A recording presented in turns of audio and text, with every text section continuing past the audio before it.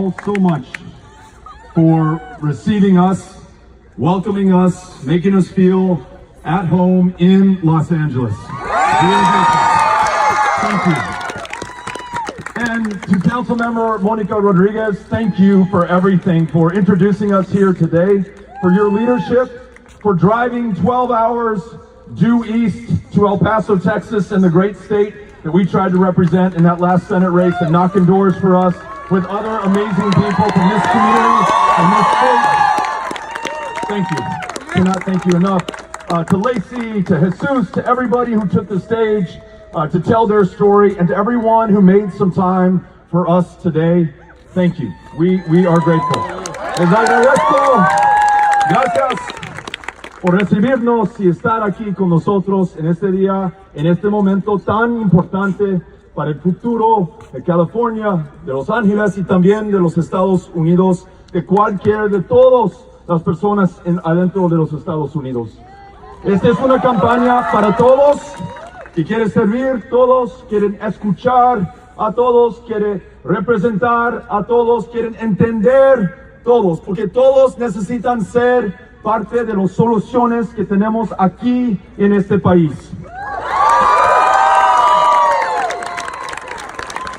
As we were driving over here from the airport, heard some very sad news about yet another shooting in another place of worship here in the United States of America, just outside of San Diego, California, at Chabad of Poway. One dead, many more injured. Just 6 months after the Tree of Life massacre in Pittsburgh, Pennsylvania, at another synagogue. A couple of years after the mosque in Victoria, Texas, was torched and burned to the ground. 4 years after a shooting in Emmanuel AME in Charleston, South Carolina.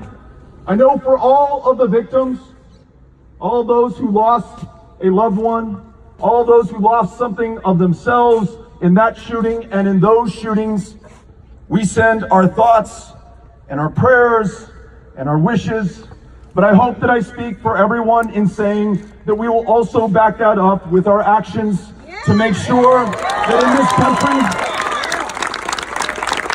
that sees more than 30,000 gun deaths every year, a rate not seen anywhere else in the world, that we will insist on universal background checks for everyone without loopholes or exceptions.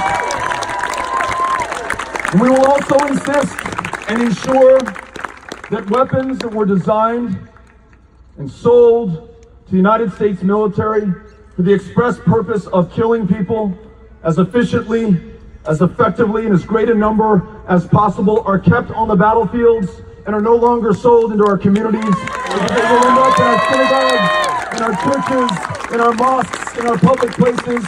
They will take the lives of those in our lives. But it will require all of us coming together, defying the differences between us. No me importa who you love, to whom you pray, whether you pray at all, where you live, how many generations you can count your family an American, or whether you just got here today. This defining moment of truth for this country calls forth a service and a sacrifice and a unity from every single one of us, putting this country before any personal interests, any divisions that could divide us at this critical, important moment for this country. I saw you do this along with Monica in the state of Texas, a state that too many wrote off as too red within which to compete.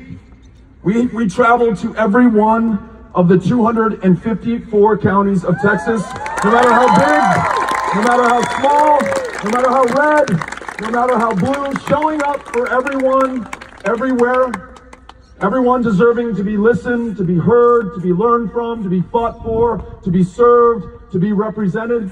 And we never once had to trim our sails or compromise our values, showed up with the courage of our convictions.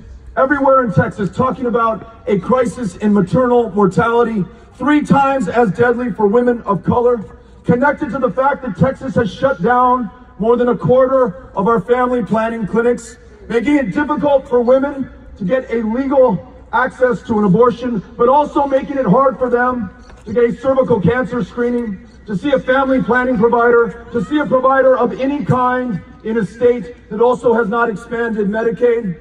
We talked about gun violence and the shootings that we just witnessed here today in California, but that we witnessed in our high schools in Santa Fe, Texas, where kids, defenseless against an active shooter and defenseless against our inaction as a country and our failure to summon the political will, were gunned down where they learned. We talked about that in a proud gun-owning state. We talked about the need to get to universal, guaranteed, high-quality health care for every single American, in every single community, in every single state.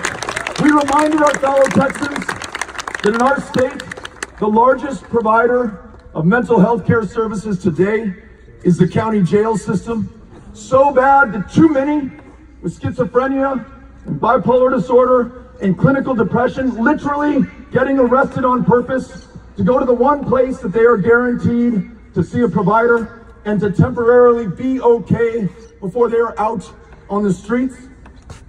In our great state of Texas, I shared with people our story in El Paso, with Ciudad Juarez, the largest binational community in the Western Hemisphere. 3 million from 2 countries, speaking 2 languages, joined, not separated by the Rio Grande River, forming something far greater and more powerful than the sum of their parts or the number of people. El Paso, Texas, one of, if not the safest cities in the United States of America. Not despite the fact that we are a city of immigrants and asylum seekers and refugees, but because we are a city of immigrants and asylum seekers and refugees. Those who chose us came to this country to do better for themselves and for their kids who wouldn't, have also done better for all of us, contributed to our shared success and the greatness of this country. And so not only did we urge our fellow Texans to ensure that never again is another child taken from another parent after traveling 2,000 miles on foot or atop a train known as the Beast or La Bestia. Never again is another child put in a cage, sent to a foster care home while that mom is deported back to her country of origin, the very place from which she fled. Not only must we reunite all of them, but we must rewrite our immigration laws in our own image to reflect communities like this one here in Los Angeles, like El Paso, like this country. And that means freeing every dreamer from any fear of deportation by making them U.S. citizens in this, their true home country. Thank you. We can share with our fellow Americans, as we did in Texas, that we will not purchase security with a $30 billion, 2,000-mile long, 30-foot high wall that not only will force you to take land and ranches and farms and homes from your fellow Texans and your fellow Californians and your fellow Americans, because that wall will not be built on the true international border. It will be built miles into the interior. Not only will we not do that, we will not force others who are coming to this country to join family, to flee persecution or death, to cross in the most inhospitable stretches of the border. The walls that we already have produced hundreds, thousands of deaths of our fellow human beings who are not deported, who are not in cages, who are not separated, but are dead, not living the lives they were intended to live. We are going to make sure that we understand that security is purchased not with walls or militarization or cages or cruelty, but by treating our fellow human beings with the dignity and respect that they deserve. Si queremos asegurar nuestras comunidades, necesitamos tratar cada persona con respeto y dignidad. Así vamos a hacerlo. Tenemos el ejemplo aquí en Los Angeles y también en El Paso, in every single part of the United States that you go to. The very premise of our success and our strength and our safety is that unlike almost every other nation on the face of the planet, We don't define ourselves by race or ethnicity, but by this idea, now 243 years and counting, that we are all created equal, to equal opportunity, to equal outcomes if we will just invest in one another, and that our strength is that people choose us. And if immigration is a problem, it is the best problem that the United States of America could have right now. This is an opportunity for us. And by talking about these issues, in every part of Texas, though we came up a little short, 2.6% for those of you who were counting, we garnered more votes than any other Democrat in the history of the state of Texas.